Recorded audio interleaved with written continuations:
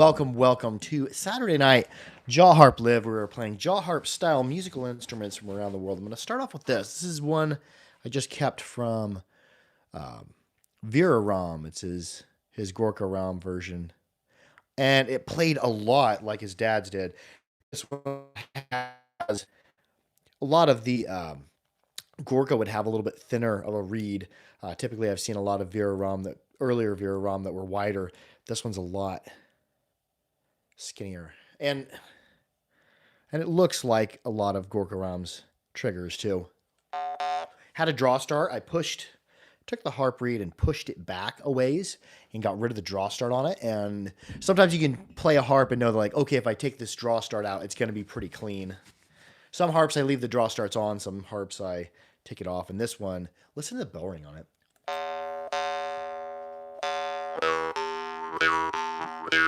Let me grab a tuner. Let's see, what is that near? Is that F or G? Let's see here. It's 432. We'll go to 440. TDS Harper, welcome. I was way off. That is 30 cents below an E2. Probably an E2 432 hertz, I would say. Normally, if I see about 30 to 40 cents below. Oh, that's a 432 E2. And it's got a beautiful tone on it. I just cleaned it up last night. I kept a couple harps for myself. I kept Vashkovich, who's got a couple new harps out. This one especially here is like his thicker reeded stuff that's longer. And we'll get into that. But yeah, I'm going to jam out on the Double Mustache by Vera.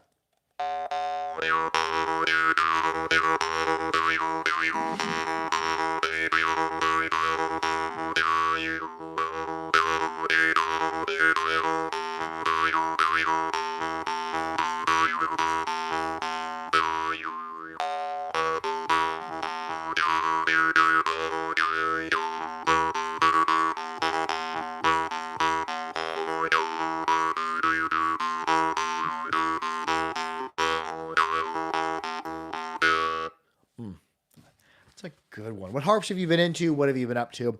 I just opened that one up last night. Had a big package here of Ram or Vera Ram and Junja Ram, his son Junja Ram. Let's play one of his. I don't remember if I grabbed one of the Junja Ram. I don't have one in here. Oh, there I do have it. The Junja Ram. He's a earlier maker, I believe. He's one of Vera Ram's sons. A little bit stiffer of a reed.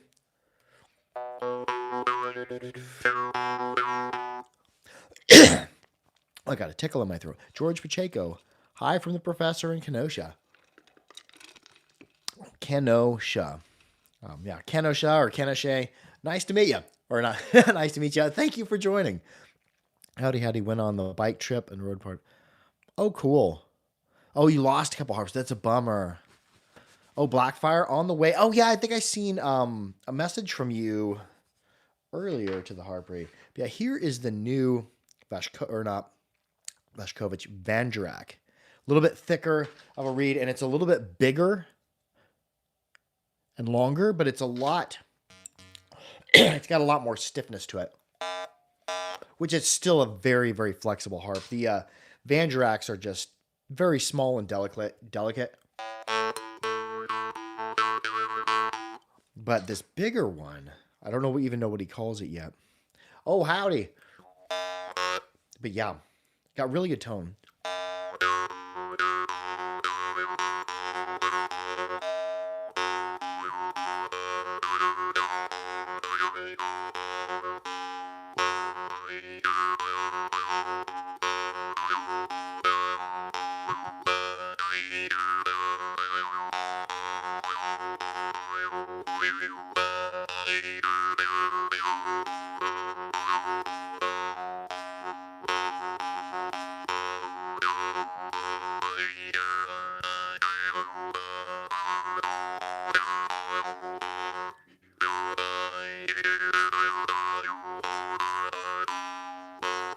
I can just get lost in that harp because I can wail on it a little bit harder than I can the little standard Vangeraks. They still have the recurved hook trigger, but you can really bounce them a lot harder and intermittently inward.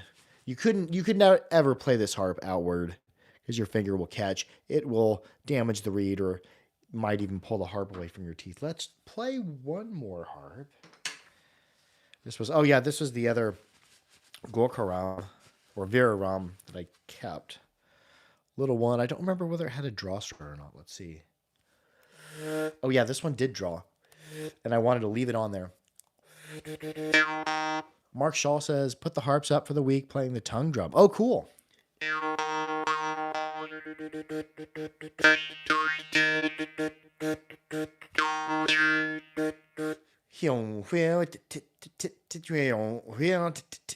But on that, I'm breathing in. Wheel, wheel, wheel, wheel.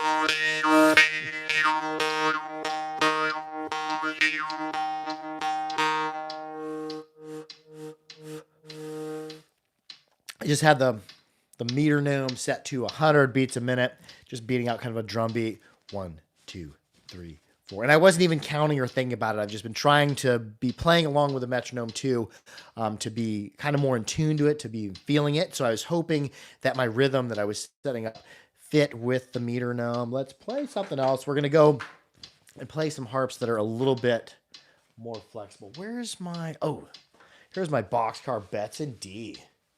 Let's just slow the input here. We have 100 beats a minute. Let's slow it down to 50.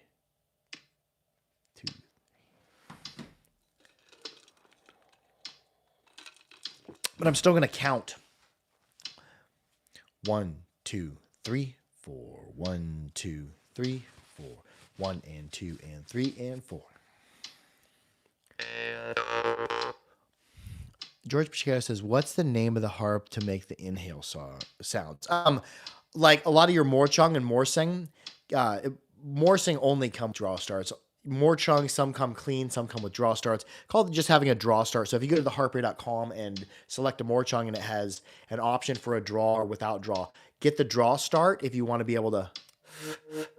And you can take a regular harp. Say you have a harp that you don't care about messing up the sound on. Take the harp reed and push it forward at the base so the reed sits slightly in front. You want your rested position to be slightly in front of the decks so that when you breathe in, let me grab like this Gorkaram. It's an original Gorkaram. The reed sits slightly in front. So when I breathe in, it wants to spring back to its rested position. And we can just compare that to the reed on the Vera ROM, which I found to be very similar in profile. Here's the Vera, here's the Gorka. Yeah, he pretty much nailed the trigger height too for his dad's style. Okay, what were we playing? What were we doing? We were getting ready to play the Boxcar Bet.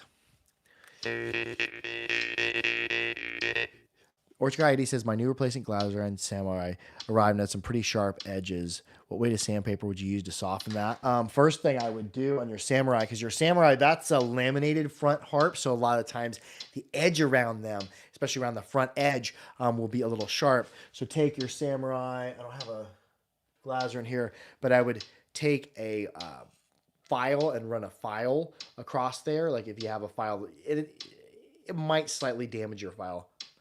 Oh, somebody. Oh, thank you. Somebody just gave a $1.33. Thank you. Much appreciative. Yeah, that's gonna go toward the new album. But yeah, then I'd hit it with 100 grit sandpaper and 1,000 grit. There's a lot of in between grits you could hit it with, but I just keep it concentrated to the outside areas. Yeah, depending on how hard that the front of that Samurai is, you may just skip the file.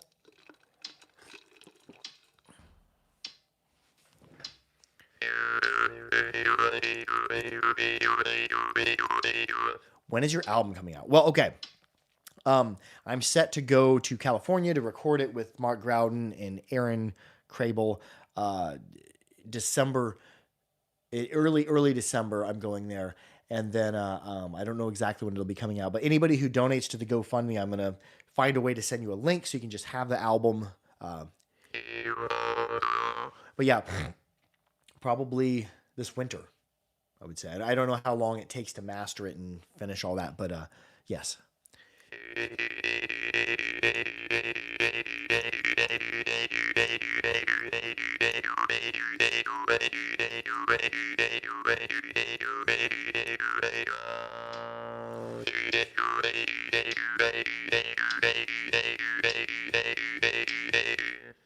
Oh yeah, yeah. If you look on my videos, there'll be one titled like I've never done this before. For a GoFundMe thing, for an album.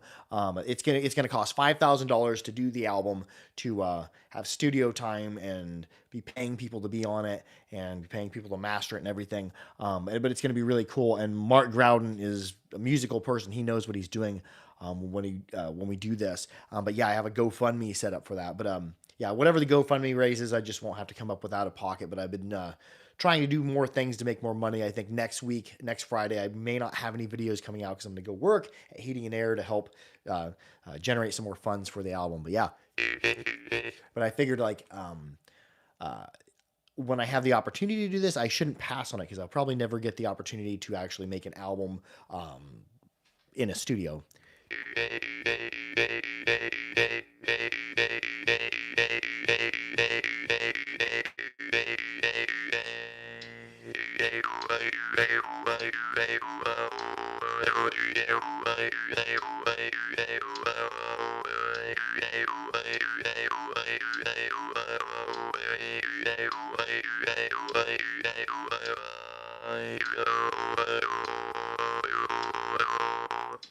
I don't know. What we need to do is we need to get rid of the metronome.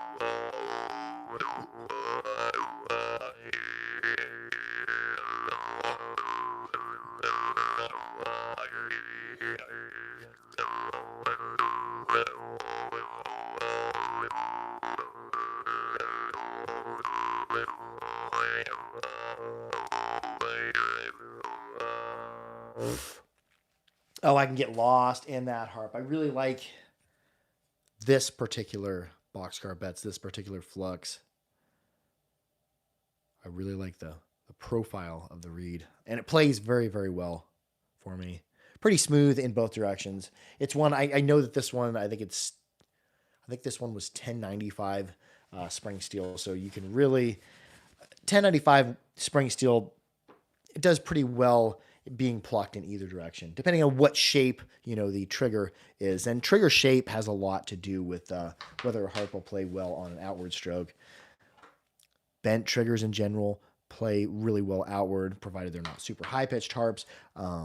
Teardrops oftentimes slide. Anything that slides past the finger well and doesn't like overextend and cause a lot of this. If you can get more of a pluck where the harp goes in and out or up and down on a decent path, when they don't sound good is when the reed does this, when it's starting to get compressed this way, bowed like a bowl. And that happens a lot on higher pitch harps. I couldn't exactly tell you why. Let's see. Oh, another one I've really been jamming out on, and I get really lost in this one, is the Sean Jones Deep Untuned Carbon Steel. I think this one's around an F1. Let's get out the meter now. And holler out below, what have y'all been into? What harps have you been playing? You're gonna work for me here. See what we have a tuner. There we go.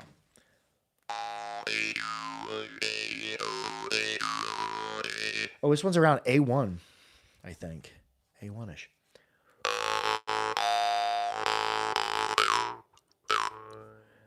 Untuned around an A1.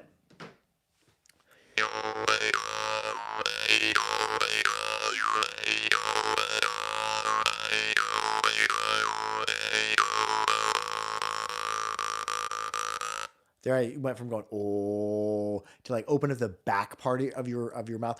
Oh, like if you were to be like almost do like an overdosing or like a goat. Oh, listen to the change in it. And I'm just not gonna breathe. I'm just going to hold my breath and go oh.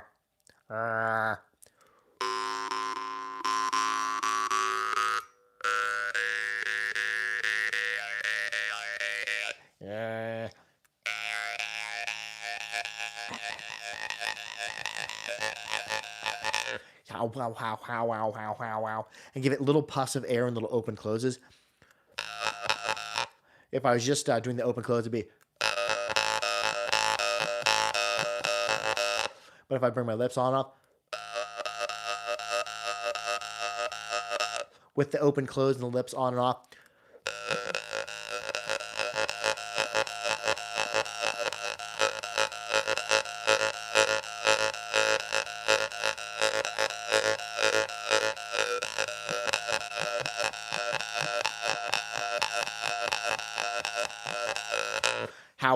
How well. But I'm opening and closing you.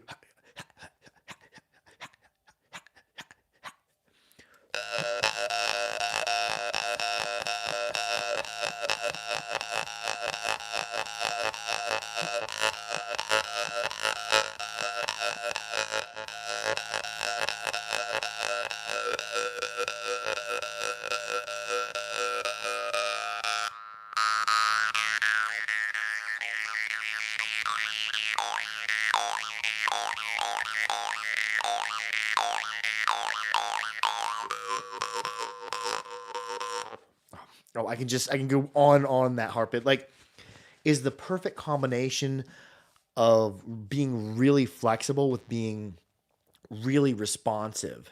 And it's pretty thinly profiled across this section. And then there are some differences. Looks like in thickness, he did manipulate the thickness of the reed in different places in a really good way. Sean Jones, he really knows what he's doing. Let's go to another harp. Let's play something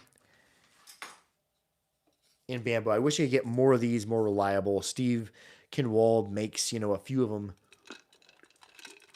for us every couple of years, and I don't know of any other source of anyone making susap outside of, tribal people in Papua New Guinea. This is a susap.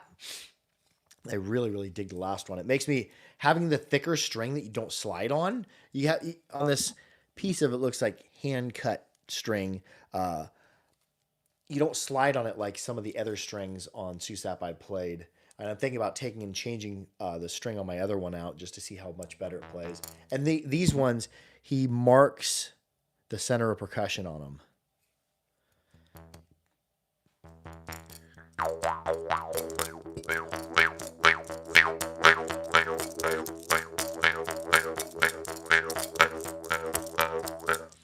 Dar says the more you practice, the more your throat muscles learn. Yeah, like your the muscle memory of breathing and the harp and everything, and also the harp isn't just sound and timing; it's a feeling too. Because when I'm working with the open close, you're kind of like bouncing off the pressure of the harp, and a harp with a little bit larger of tight gaps. I can overblow a little bit more. A harp with like super tight gaps, you can't blow as hard on, so you kind of are feeling the back pressure of the harp. Kind of like if you were, I like to imagine it like, have you ever jumped on a diving board a couple of times? You synchronize yourself with maximizing what you can do off the resistance of the board. Similar feeling to breathing and open close on the jaw harp. And the Susap, I won't blow hardly any air or move any air across it much because it's got a bamboo reed, so it'll slow down more. So I more temper my breath, and you'll see me bring my lips off and floating it off there because I don't want to. If I blow very hard on this harp, it's going to stop it. Sometimes when I get it working, though, I can get a little sustained draw off it.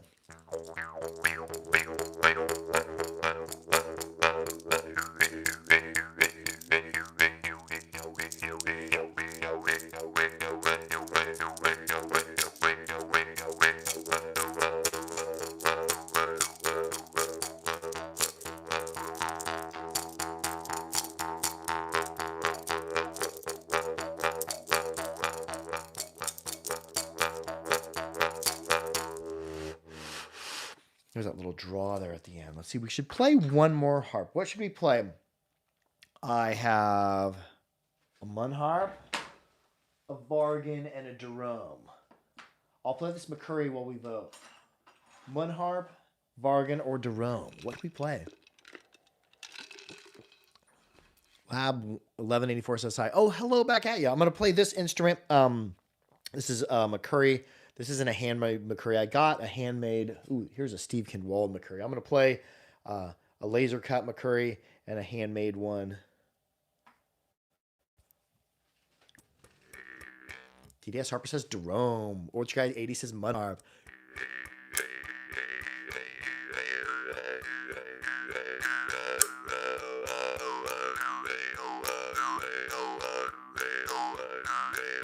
And the McCurry, not only do you need to be really correct on your playing, you also, and I've heard it helps to have a little bit larger of a stick on your McCurry, but you have to whack it pretty well. You're really keeping it moving and keeping the tension on it, so you're not pulling so much on your head. You're getting it to vibrate. See.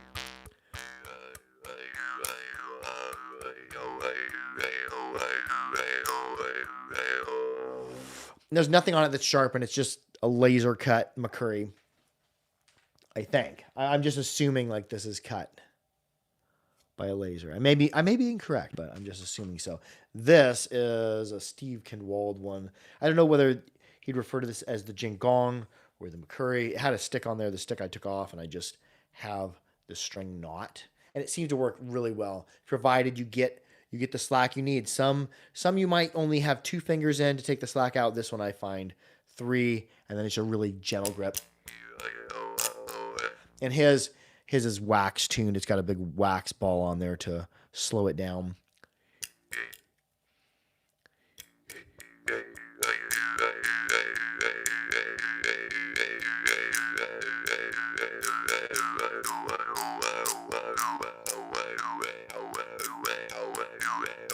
You what, yo what, you what, yo what, you what, yo what, you what, yo.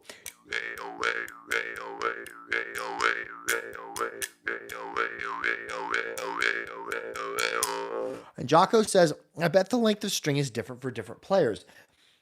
They do come in particular lengths. However, you could always add to the string. But yeah, I I would say that would probably be beneficial if you had a string that was tailored to the length of your grips, maybe. But also, a lot of times I try not to alter the artist's work that much. But yeah, that is interesting. 'Cause, yeah, a lot of other things would be a custom length for a person. So yeah, depending on the length of your arms, could you make the McCurry string longer? Maybe, perhaps. Gold star for the day. That is really thinking out of the box. I'm gonna blow my nose here before we play the last harp. Really been stuffed up as of late in the nostrils. I think I'm gonna play the mud harp. This Dernovoy mud harp has been calling my name. Anyways, we're gonna wrap it up with that. Be sure to like, share, and subscribe for more harpery. Make sure to keep your harps clean, keep them dry, keep them well. But most of all, be good to each other. I love y'all. Harp out. And yes, Orchard Guy 80 brought up another gold char. Brought up another interesting thought. He said, I imagine the length or amount of string would also have an effect on the sound produced as well. I would say there is probably some truth to that, because I know the string kind of affects the sound, because when I'm plucking it, I want the string to curve and tighten in a very uniform way. I don't want it to like let it go in weird ways, or let it go too slack, because it changes the sound and kind of dampens it. Because if I keep it at the right, you see how that was really uniformly S-ing there, and I had good sound. But if I see, it's going in all sorts of weird directions where I'm getting off on my planes, that's a sound killer. So yeah, that is another great point. If you change the string length on your McCurry and on your Jingong, it may affect the sound. So I would make sure that you could undo anything that you did to your handmade bamboo instruments. I would make sure that you could undo and put it back to the way the maker put it. So I would keep your string and all that and make sure that you would be able to do that. So these are like the best questions. I love these, or I love these comments. Such insight and really thoroughly thinking things through.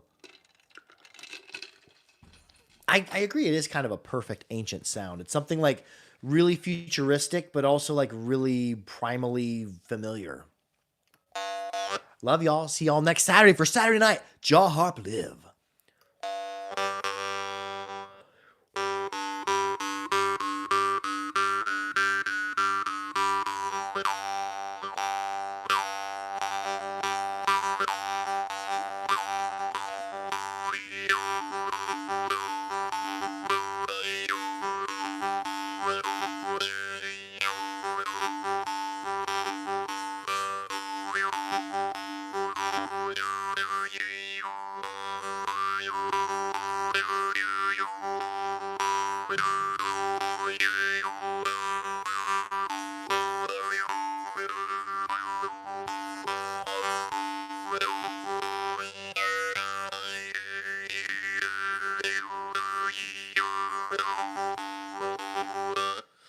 I'll see y'all next Saturday for Saturday night. Jaw Harp Live. Harp out.